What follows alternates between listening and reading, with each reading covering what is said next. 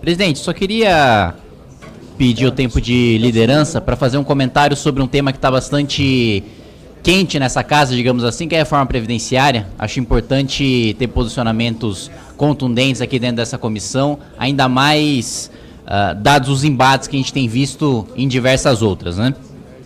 Primeiro, eu gostaria de colocar, presidente, que existe um mito circulando, tanto no plenário como na imprensa, de que supostamente a Previdência seria deficitária, mas a Seguridade não, né? Ora, todos nós deputados sabemos que a Seguridade Social é formada por um tripé, né, de Previdência Social, Seguridade, Previdência Social, de Assistência e Saúde, né? É uma mentira, porque mesmo o próprio sistema de Seguridade Social, o próprio tripé, não se fecha a conta, mas ainda que fosse verdade, presidente, eu não entendo qual seria a proposta. Porque se a Previdência, a gente parte da premissa de que a Previdência é deficitária e de que a Seguridade não é, então a gente tiraria dinheiro da assistência social ou da saúde para cobrir o rombo previdenciário. O que a gente faria? A gente jogaria basicamente quem hoje está na maca do SUS, quem hoje está numa UTI para cobrir o rombo previdenciário, ou a gente tiraria dinheiro do Bolsa Família, da assistência ou da LOAS para pagar o rombo previdenciário? Não me parece uma proposta razoável, né?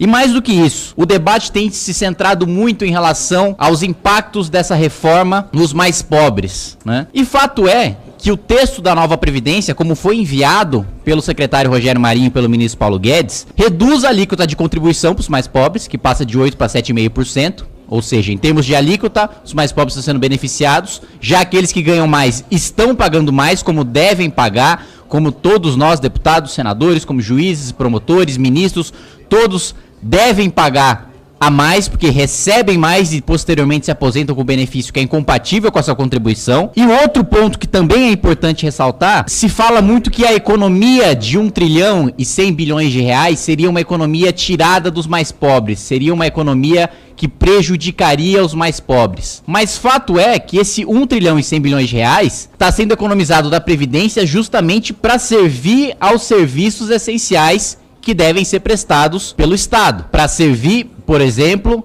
a educação pública, que os parlamentares que são contrários à reforma previdenciária não têm necessidade de utilizar porque seus filhos estudam em escolas particulares, para financiar a saúde pública, que os parlamentares que são contra a reforma previdenciária também não precisam utilizar porque tem convênios privados, são atendidos ou aqui na Câmara ou em outras instituições, para financiar também a segurança pública, que também os parlamentares que têm posicionamento contrário não precisam dela, porque já andam em carro blindado, já moram em condomínio fechado, já têm seguranças armados, apesar dos discursos incisivos e barulhentos contra o Estatuto do Desarmamento.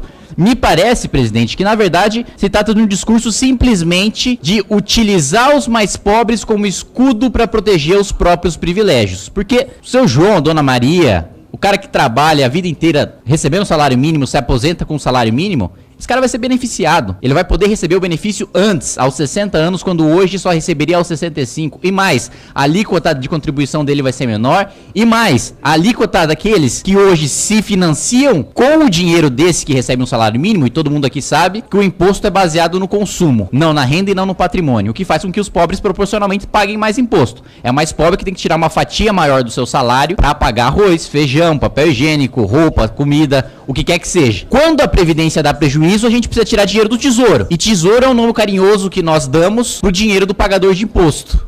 E quem mais paga imposto, como já colocado, é justamente o mais pobre. Ou seja, quando a Previdência dá prejuízo, quando o juiz, o promotor, o servidor público federal, a elite do funcionalismo público, ou mesmo aquele do regime geral que se aposenta com 5 mil reais, recebe a sua aposentadoria sem ter contribuído o suficiente, isso sai do bolso daquele que recebe só um salário mínimo. E mais, é colocado também o debate sobre a idade mínima, né? Só que o mais pobre hoje já tem idade mínima, só não existe idade mínima para a camada mais rica. Hoje o mais pobre não consegue se aposentar por tempo de contribuição, porque ele não tem o tempo suficiente de contribuição formal. Como que um pedreiro, como que uma empregada doméstica, uma diarista, como que qualquer um desses profissionais consegue ter contribuição formal para se aposentar por tempo de contribuição? Não consegue. Tanto não consegue que esses são os dados que a gente tem do Ministério da Economia e do antigo Ministério do Planejamento. Hoje quem se aposenta mais cedo e com mais dinheiro são justamente aqueles que se aposentam no topo da elite do funcionalismo público, aquele que sempre conseguiu contribuir porque sempre teve emprego formal. Então, o que a gente tem O que os dados mostram é que o engenheiro,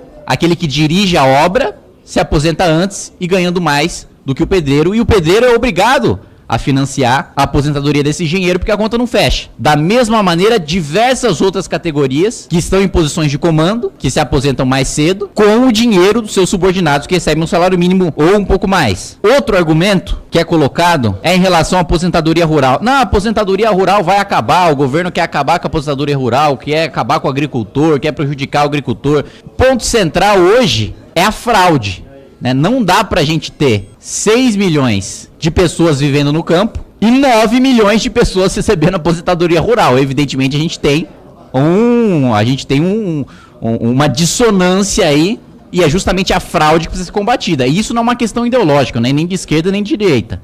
Combater o crime, todo mundo quer combater. Combater quem comete fraude, todo mundo quer combater. Acho que é o consenso, e é justamente nesse sentido que vem a reforma. E para desfazer um último mito, presidente, se coloca muito que a gente gasta o nosso dinheiro de imposto, que metade do nosso dinheiro de imposto, ou a maior parte do dinheiro do pagador de impostos, vai para pagar dívida. Isso é dito ou por quem está querendo fazer proselitismo, discurso demagógico, ou por quem não sabe o que está falando. Porque hoje, R$0 do dinheiro do pagador de impostos vai para pagar dívida. A dívida é rolada. A dívida antiga é trocada por nova dívida. O dinheiro do pagador de impostos, no orçamento primário, só iria para dívida se a gente tivesse superávit. Como é que a gente paga a dívida? Como é que nosso dinheiro vai para dívida se a gente tem déficit? Se a gente está pegando empréstimo novo para pagar dívida velha. 0 do nosso dinheiro vai. Iria se a gente pagasse um superávit, se as contas fechassem. No final das contas, o debate se resume a uma escolha de país. Que país a gente quer ter? Que país os que assistem querem ter? Que país nós, parlamentares, queremos ter? Um país que efetivamente prioriza serviços essenciais prestados pelo Estado, saúde, segurança, educação. Um país que prioriza os privilégios de deputado, de juiz e de promotor. É isso, presidente. Obrigado.